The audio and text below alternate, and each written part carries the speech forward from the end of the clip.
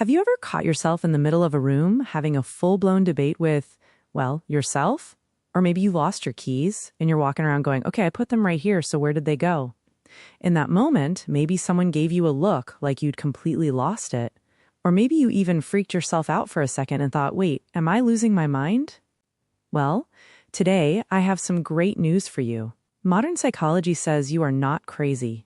In fact, your brain is just using an incredibly smart management system. Today on MindShift Podcast, we're diving into a phenomenon called self-regulation through self-talk. So smash that like button, hit subscribe, and let's get into it. For a long time, there's been this cultural stigma that talking out loud to yourself is a red flag for mental illness.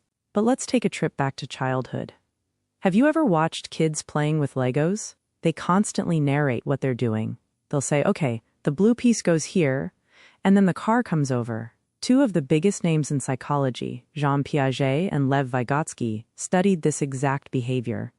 They discovered that kids use this private speech to guide and regulate their own behavior. As we grow up, this outer speech gets internalized. It becomes our inner voice or our thoughts. But guess what?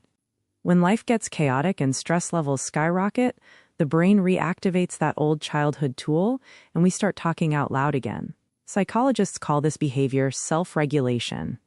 Essentially, you are using your own voice, like a remote control, to manage your brain. And how exactly does this remote control work? It gives you 4 major superpowers. First, it declutters your mind. Sometimes your brain feels like a messy closet. When you say your thoughts out loud, you're forced to organize them. It untangles the mental knot. Second, it provides emotional control in critical moments.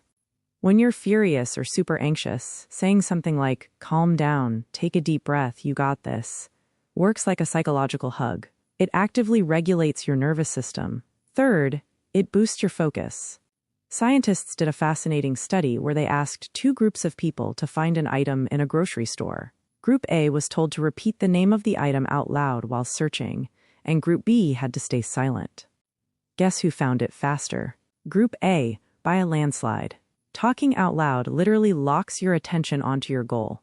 And fourth, it enhances learning. When you explain a concept out loud to yourself, you're engaging both your speech and auditory senses. That dual action helps cement the information into your memory.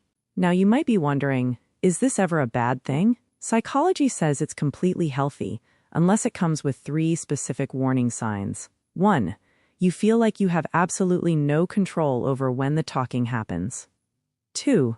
You're experiencing auditory hallucinations, meaning you actually hear an external voice that isn't there. 3. The content of the self-talk is relentlessly abusive, negative, or toxic. If you don't experience those 3 things, you don't have a problem. You just have a highly efficient, self-regulating brain. So the next time someone catches you talking to yourself, hold your head high and tell them, I'm not crazy, I'm just self-regulating. Now, I want to hear from you. In what situations do you find yourself talking out loud the most? When you're stressed? When you're looking for something? Or when you're working on a tough project? Let me know in the comments below. Don't forget to like this video and subscribe to the channel so we can keep exploring the fascinating depths of psychology together. Take care of yourselves, and take care of those beautiful minds. Catch you in the next episode. Bye.